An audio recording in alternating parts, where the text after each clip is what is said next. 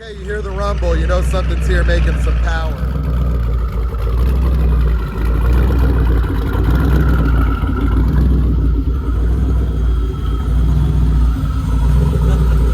Oh, there he is. The man, the myth, the legend.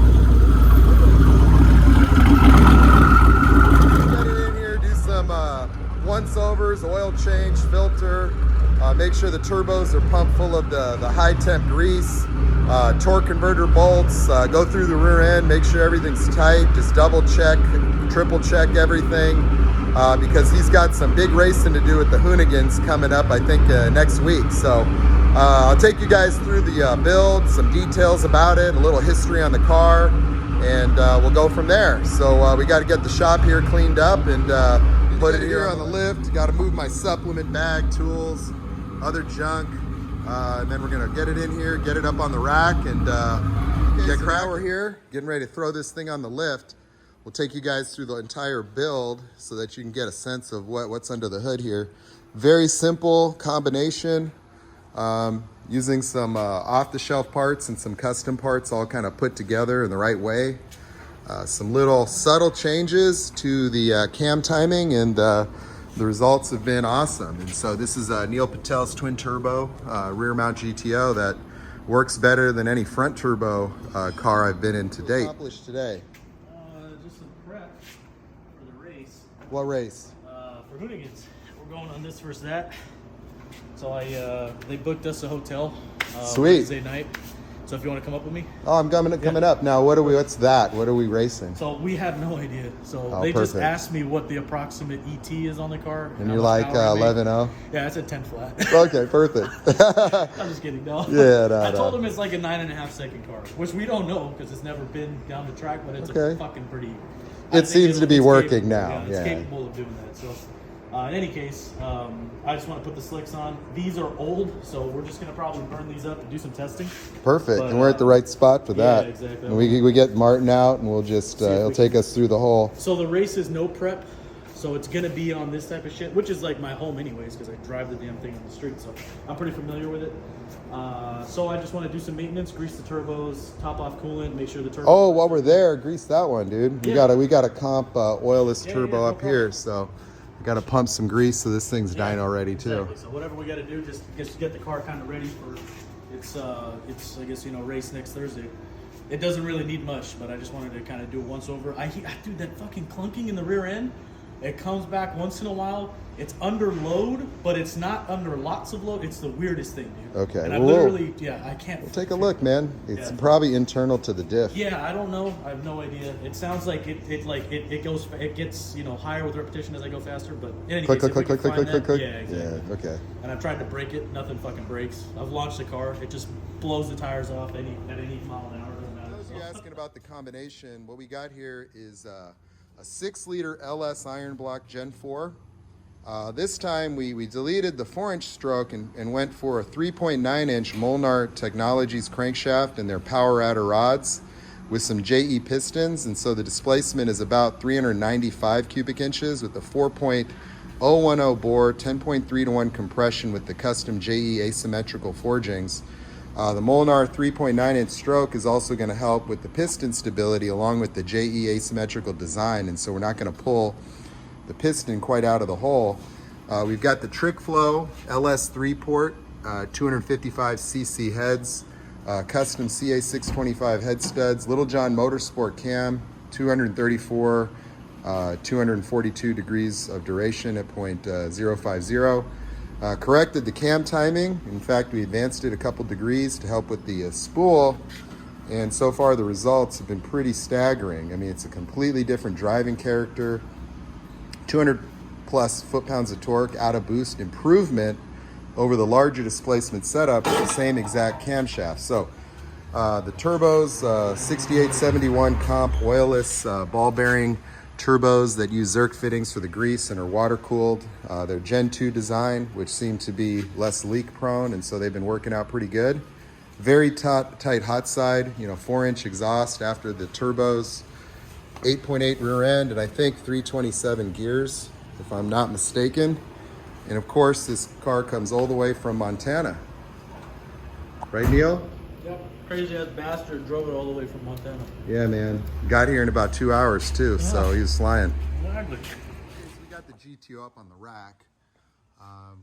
You know, one thing that Neil noticed is that under power he would get some kind of like differential or rear end tapping, and so we went through and checked everything with the suspension.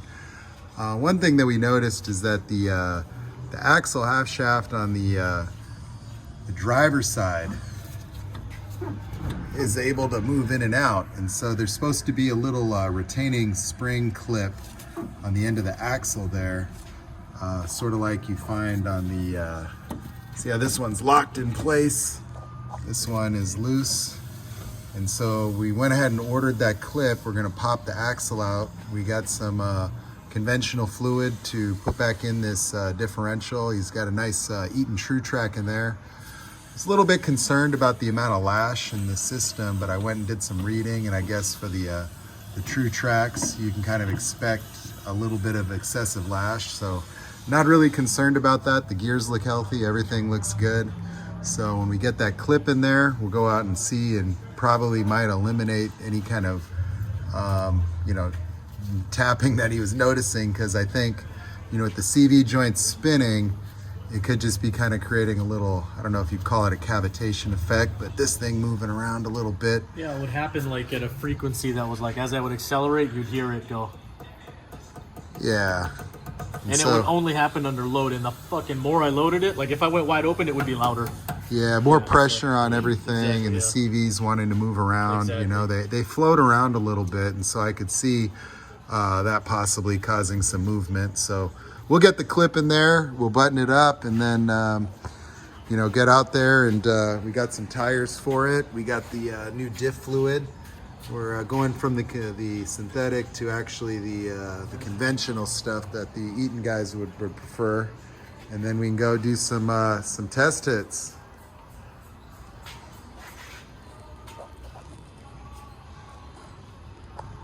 Andy Harbor Freight grease gun. The one thing to keep in mind when working with the comp oilless turbos is they still require lubrication, and so while you don't have the inconvenience of oil lines, you're going to have to regularly apply their high temperature grease, and the stuff ain't that cheap. So there's a Zerk fitting there. Now they have their oilless and no water turbo, and so they're air cooled. So that's an interesting So I talked to interesting I upgrade. talked to Joe and Ernie at Comp, because I was actually going to get one of those for my Miata, but they say that it's probably better served on remote applications where you get airflow. So I could technically probably do them here.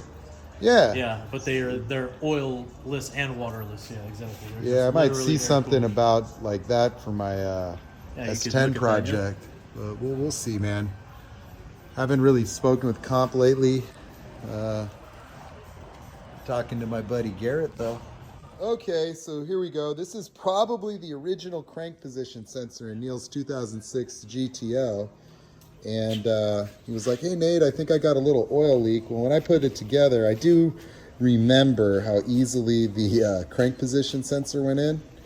And so I'm like, yeah, you know, based on where he's describing that leak, maybe it's just going past the old O-ring. And so that's the original O-ring. I put a Viton one on there, test fitted on my dart block over here before I tried to wrestle it in the car past the starter motor, which is hanging in there.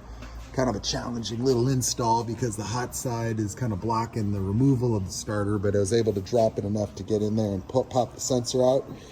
So that thing's like hard as plastic, no longer an interference fit. This one here is ready to go in there, and so just a little routine little maintenance here on this new setup. Yeah, I guess that's it, right? So we put this clip on the half shaft. We're gonna pop this back in, and hopefully that'll solve the mystery rattle tattle tat tat. Clunking noise, yeah. The clunking in the rear end. So let's go ahead and check that out. Get that in. Okay, so check it out. Success. We've got a locking half shaft now to match the other side. Perfect. And so hopefully that'll do it. What we're gonna do is back the bolts out and put some Loctite on them, and then torque them down. So everything's back together. And there you go. Oh, you want to get the fluid catcher? If it fucking opens.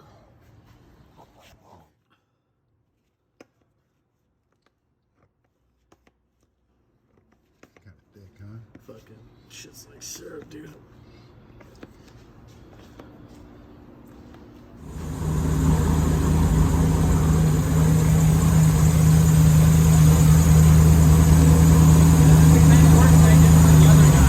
Perfect.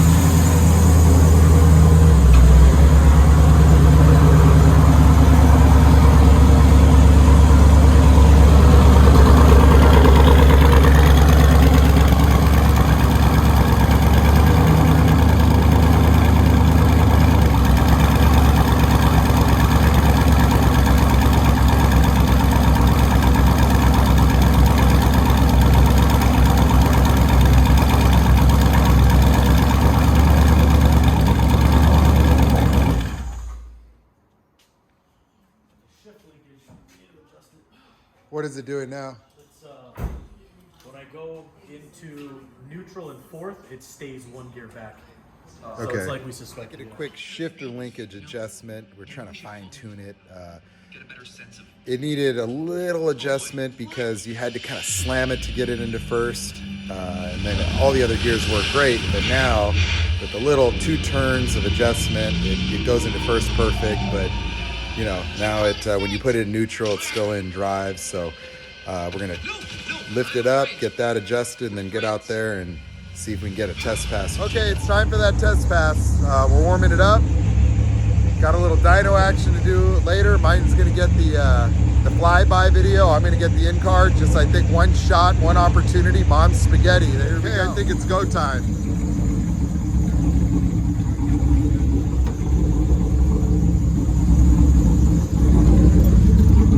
Okay, do I just have a normal seatbelt, Yeah, right? you gotta, I think I'm good with that. We got airbags, we got a little roll bar. We're meeting all safety requirements. yeah, Yeah, you know, the cage requirements for a car with airbags is just different, you know? slightly. I think you don't have to have as big of a gauge.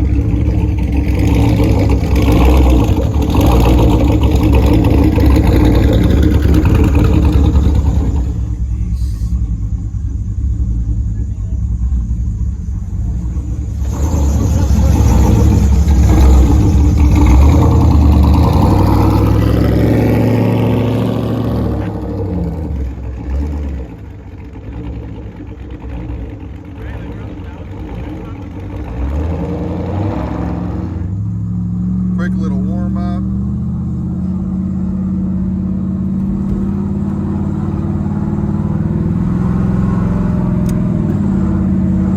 Yeah, okay. Shifting normal. Does it grab first a little easier? Yeah, it's not too bad. I Okay. just did it back there. And it drives different on this tire than the fucking stock wheels.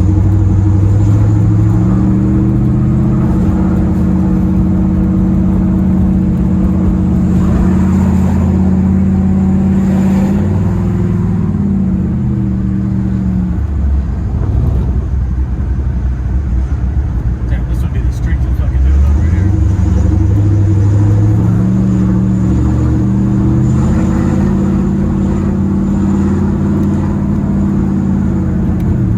Maybe you do a U-turn and do it here.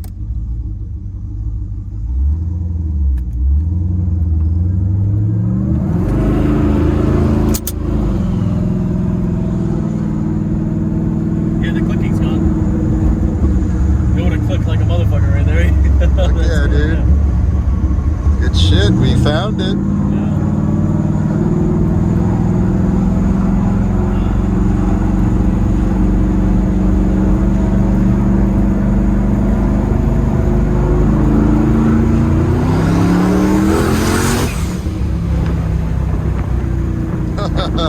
Thing's monstrous. That's fucking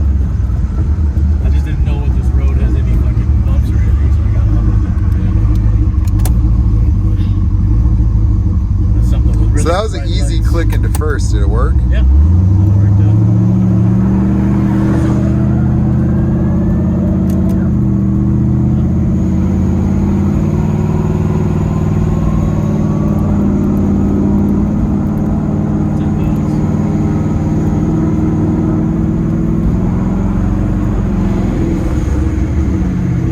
Oh, you want to get some good footage? I want to hit the two-step. It'll fucking probably spin some big-ass flames. Did you? What's it set to? It's like, but I can do it in neutral. Oh, okay.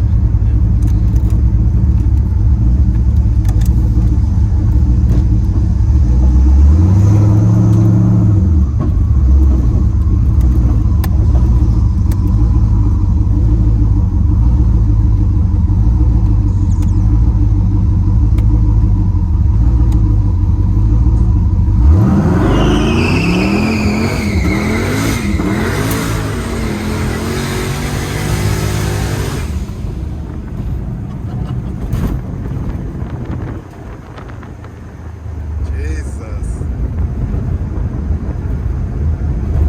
He's a monster, dude. Yeah, you definitely need traction control. That was just me fucking around. I can get it to hook if I want to, but this, like I said, this street is just fucked. But you got the tires warmed Yeah. up.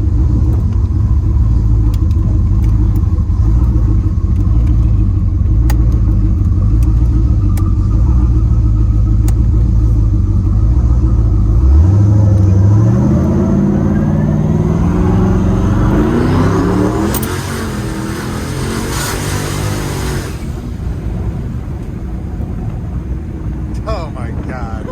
You gotta take Martin in that, bro. Let me get out of this car. Let me take him on a different street because this fucking street is fucked. Okay. Martin, hop in. We'll get a chase car or something.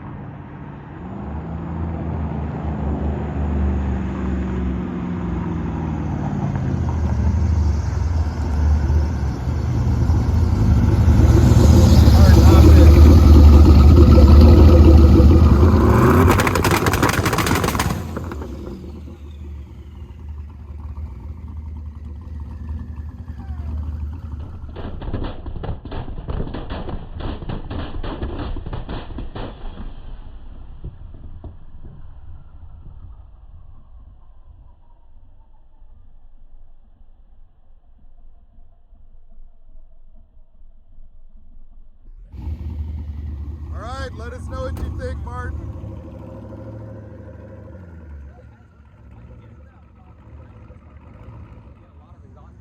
Go, send it.